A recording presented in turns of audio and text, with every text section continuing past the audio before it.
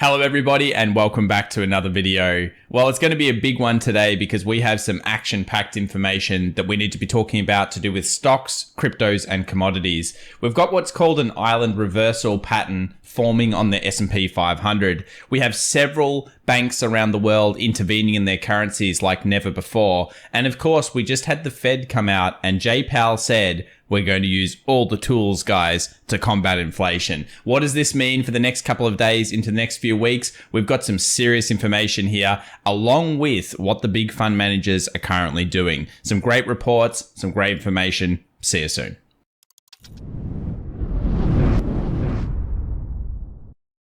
Well, welcome back everybody to the Daily Show. And of course, we talk about stocks, commodities and cryptos daily. So if you like any of those markets, please remember to subscribe and smash that like button. We have a packed show today with big macro information, of course, the charts, the levels that we're looking at together as a community and some of the big news. So let's start here with the news about, of course, the Fed and what Powell had to say on the previous session about the markets. He said, we have both the tools we need and the resolve it will take to restore price stability on behalf of American families and businesses. So the key word here is tools. Now, you guys can let me know in the comments down below, but I believe that as he mentioned that word, the market started to go up. It's pretty funny. I mean, it's almost a joke, isn't it? The amount of times he says tools, it could be in the thousands now, whether it's inflation, deflation, transitory inflation, any of those things. The other thing that I noticed in the report is he says, over the coming months, we'll be looking for a compelling evidence that inflation is moving down, consistent with inflation returning to 2%. We anticipate that ongoing rate increases will be appropriate, and the pace of those changes will continue to depend on the incoming data and the evolving outlook for the economy. So realistically, it's really a month to month, nothing new here, but the market still reacted to that information. What is more dire and really we need to be talking about right now is, of course, what's happening in the Bank of Japan and what's happening in the Japanese yen trade at the moment. Be careful of that one. We warned against it the other day, and we will continue to cover this story because for anyone that doesn't know, the Bank of Japan is fighting with the market right now. And in my experience, that's never ended up well, that the yen above 140 is the trigger for the Bank of Japan policy change. And this is going to be significant throughout markets. And we'll talk about that more soon. So US dollar yen above 140, possible fireworks about to happen. You've heard it on this particular report. Let's move over to what actually happened during the session. So the session ended up being down quite a lot initially, and then it rallied through the tools, through the discussion with Powell, and then of course it actually sold off a little bit near the end of the day. The strongest sectors were some of the things in healthcare, and energy took a real battering, showing that whatever the Fed's doing here, plus the rest of the world being concerned about slowdown, is having an effect on oil price, which we suspected would happen, and is actually starting to push down yields, which could be a good thing for growth stocks. So we'll talk about that soon. Market opened up down 1%, rallied heavily. Nasdaq as much as 1.5%, the strongest market, no surprises. When the rallies are on at the moment, it's all about risk on at this stage where we are in the markets. And then we ended up pretty much being at the even point for the end of the day. Sector-wise, it was no surprise again. Metals and energy, the two most loved sectors of 2022 so far, suddenly becoming hated. And it was a mixture of healthcare, utilities, and everything else kind of just being in between. But it was still a strong start of the session for growth and technology, and a little bit weaker after that. So let's get into some of this macro information. And this is where things get kind of exciting for some bulls out there if you're a bit of a contrarian. So there have been times in the past where large institutional asset managers have really reduced their position, and they've been significantly reducing here since last year, about July. And you'll notice they've been reducing their position up until this point. They're now at a purchasing point that is one of the lowest on records. And you'll notice that that often is to do with other big crisis periods and turnarounds in markets. The Eurozone debt crisis, the UK Brexit vote, when Trump got elected, obviously the movements that happened around the market there, if you were there for that day, that was a wild day in the markets. And then, of course, we had November, December in 2018, which was a low point for the markets, and the COVID-19 lows. So when the asset managers get to these extreme lows of net purchasing, it can often mean the turnaround is coming. And we look for structure in markets and, of course, a nice consistency of whether it's being the composite man or Wyckoff's concept or anything else to show us in the TA that there is a turnaround in these markets. Right now, we're seeing the beginning, but not quite yet. It's still a negative trend, and we must remember that. In terms of S&P 500 performance during the first half, this is now pretty much the worst since 1932. So a lot of people have said, Tom, go back to 1929. Let's talk about it again. Well, you're not wrong. We're now hitting a history that is so bad that it's actually getting back into these points. And we will be going back through history a little bit more on the channel over the subsequent weeks. But look, I think we're all aware this is a dire point and a very scary point here in markets, especially for the US stocks and really economies around the world with so much interference by the central banks and so much monetary print. The other bullish case scenario here, if you're thinking about just raw data, is that when you have back-to-back weekly declines of 5% plus, like we did from 1945 all the way to 2022, it's rare, firstly. Secondly, we do tend to have a little bit of performance peak increases in a lot of these markets after that point. Obviously in 87 we didn't, and neither in 74, but the 74 one wasn't too bad the month after. And of course, the other ones were actually significant turnarounds, or at least decent percentage turnarounds. So a structural base or even a whipsawing market here is the most likely scenario from just the raw data. On another negative kind of note, though, of course, we have recession probabilities increasing. Most of you by now probably believe we are in recession in the US, or at least it's inevitable. I saw Elon Musk basically coming out and saying that's what's going to happen. I like to see 50% of bond yield inversions before I call a recession, but that's my strategy. I like to see that. We obviously saw US 2-year versus 10-year yield invert.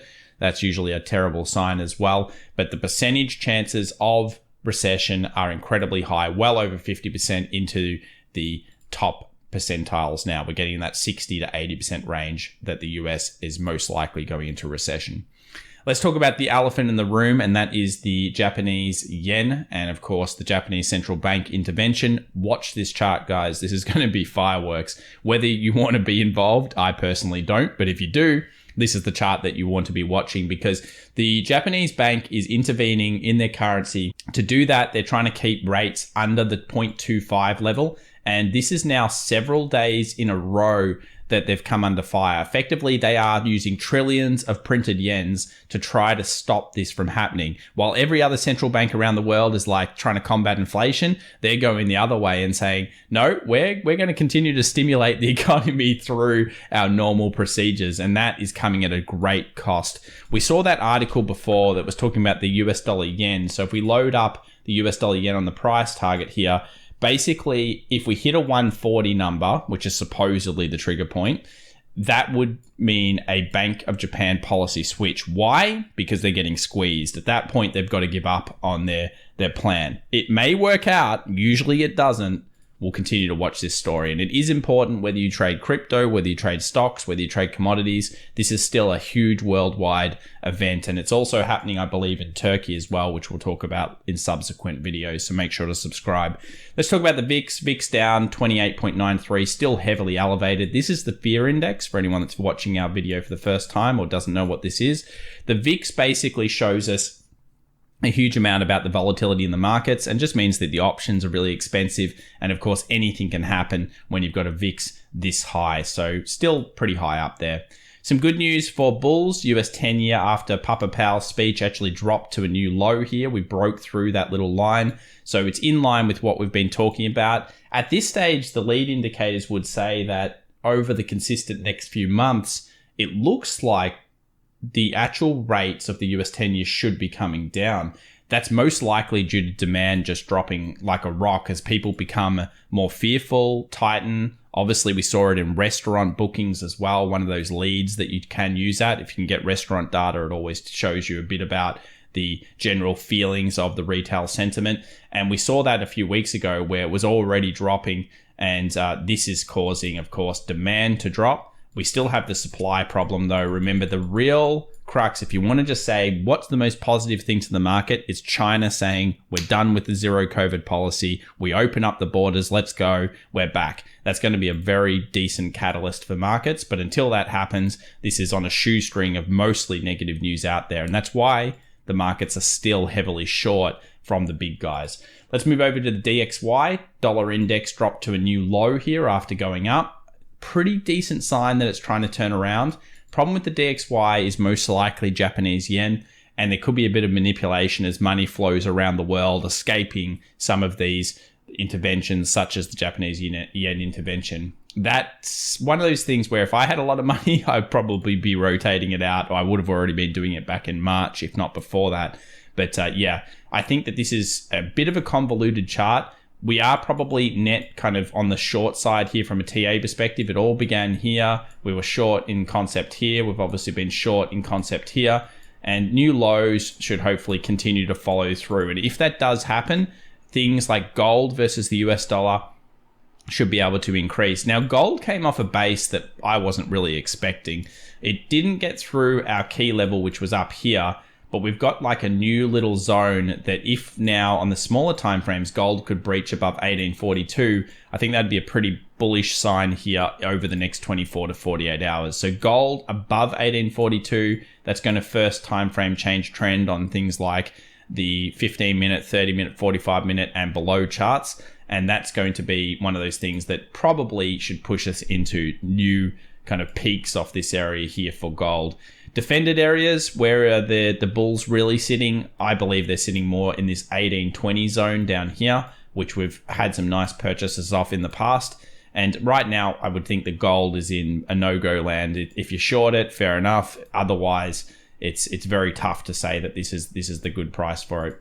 Where it's been less tough to make decisions has been oil. So we've been short oil from the perspective of here. That's when the trend changed on all of these smaller time frames, 1 hour, 2 hour, etc.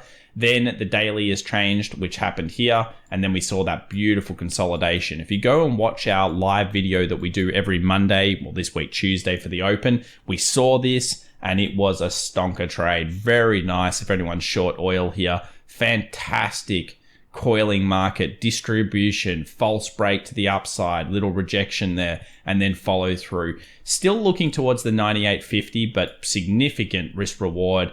Great pullback in the session, which has been shorted through. I'd be liking a new low here for oil, which again is showing us demand is coming out of the economies around the world. Another way to see demand getting destroyed is Dr. Copper. So Dr. Copper here, it's not looking good for it, and it's falling through the floor. So metal traders, beware. This is not a good sign. It basically shows that the economies around the world are slowing, and the market knows this, and the metals traders are saying, you know what, I don't think the price is going to hold, and we're going to push that down. Metals traders tend to have a bit of an idea there. It can also mean that US 10-year is going to drop as well, if you understand the copper relations with other metals and other things. So very interesting zone there. Some will see that as a Wyckoff and bad sign to come for metals, and of course anything to do with those markets. Slow down, slow down, slow down is really what it's showing us. Tesla did okay for the session, but didn't really come through with the goods. It tried to get through this lower kind of series of peaks, and it did okay. It's still bullish here in terms of overall sentiment. We saw the low, we breached the 700. Buyers came in at this level here, which is fantastic. That 700 and kind of 3-5 zone was bought up.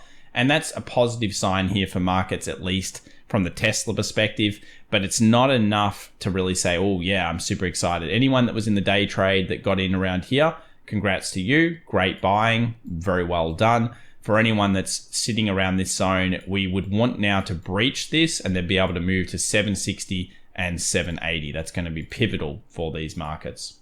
XLY, XLP, this shows us just the risk on, risk off transformation of rotation.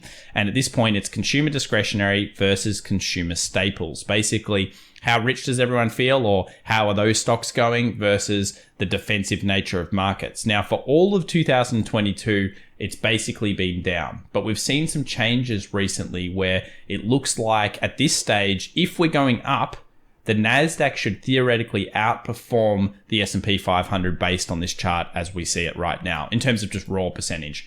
The Nasdaq's been shorted very heavily. We'll do a video on that. Basically, you think about it, RK, Netflix, Meta, Amazon. Amazon's back to 2018 prices. So they've been depressed well underneath where we even came from in some ways from the pandemic and the pandemic lows. So some of these stocks, they're really in that kind of value zone to a degree versus some of the other stocks in the market that are nowhere near that. And that's the switch that we're seeing occurring here in markets. IWM, Russell 2000, not showing us the super bullish signs. I would have liked IWM to be testing this 175. For anyone that's looking a little bit higher time frame and just says, you know what, this is all dodgy in here. I want to see either a break low, new shorts placed, or I want to see a break high, then I feel confident. You are correct in thinking that. Basically, this level here would be a huge zone for the market to break through. 174. At that point, we're putting in place higher time frame buys, and we're saying, okay, we can move towards gap fills here on the market. That's going to be very important. The DAX as well, if we look at the German market, compared to the US, it looks pretty bad.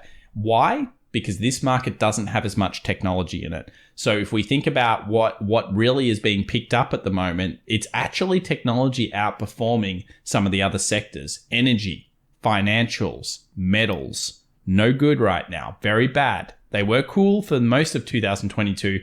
Now they're being rotated out of. This has become a broad-based sell-off, but because they already sold tech, they're moving into that growth a little bit more than they have been. It's the first time we can say that really through all of this crash that's happened so far.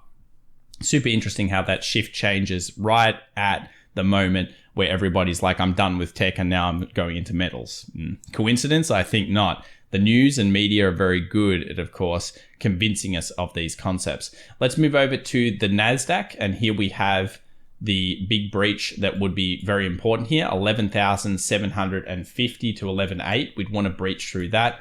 Nasdaq has not done it. You can see it made a new high after the tools were mentioned, and then it didn't quite breach anything like here. So it's in a smaller time frame change of trend to the upside. We do not have the more significant time frames actually breaching through and showing us, yes, okay, we're ready to go bullish, and then pullbacks are most likely going to be met by buying demand from the algorithm, etc., as we move to fill the gaps. Speaking of gaps, we still have huge gaps left on the SP500, Nasdaq, Russell, Dow, all of these markets.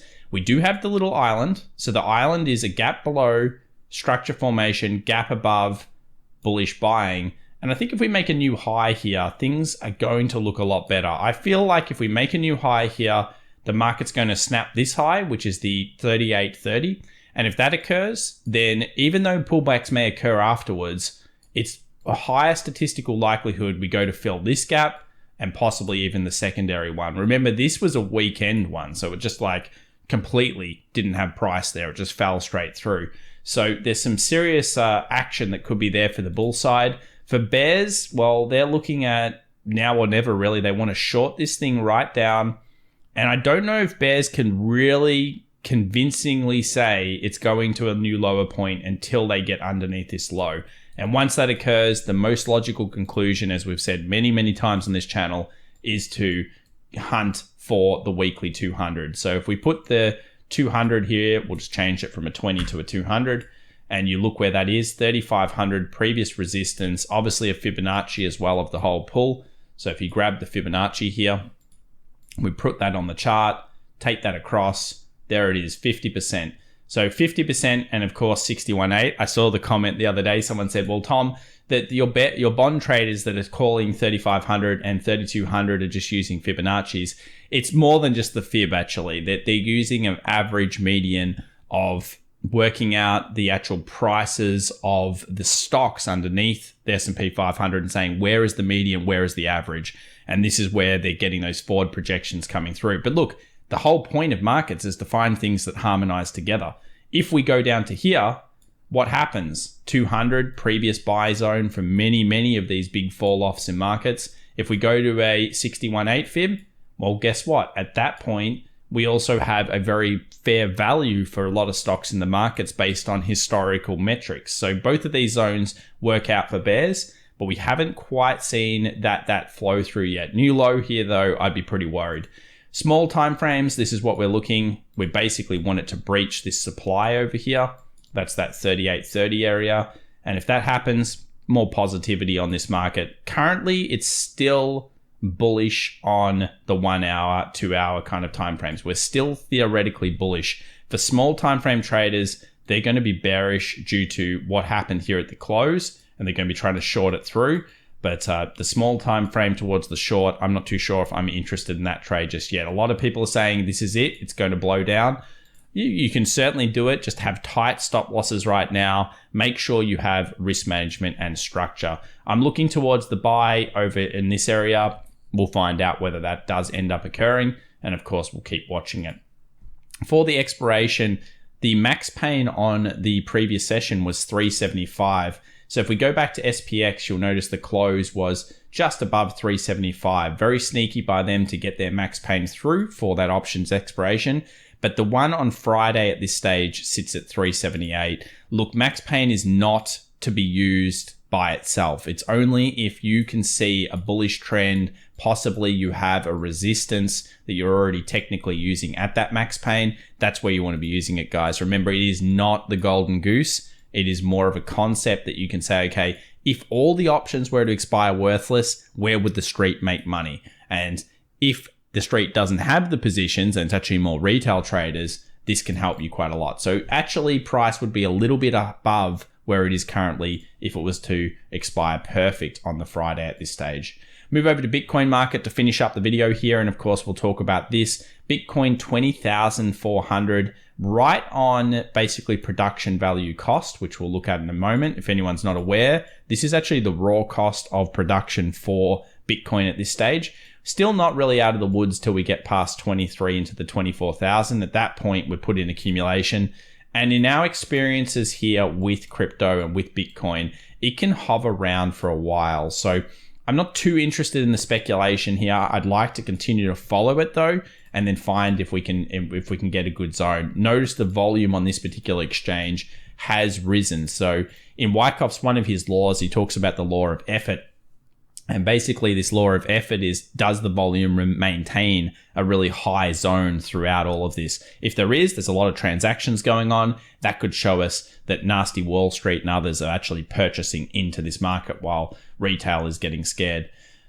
Earnings, obviously we know here that Bitcoin production cost is right around this 20,200. So we're right on that level. It doesn't mean instantaneous buy, but the whole point of this market is that it should be worth its proof of work. So we'll find out whether that ends up holding. If you haven't already, come and follow us on FX Evolution on Twitter. We're getting close to 7,000 followers, so thank you so much. We do post a bunch of things. I'm going to post after this video something.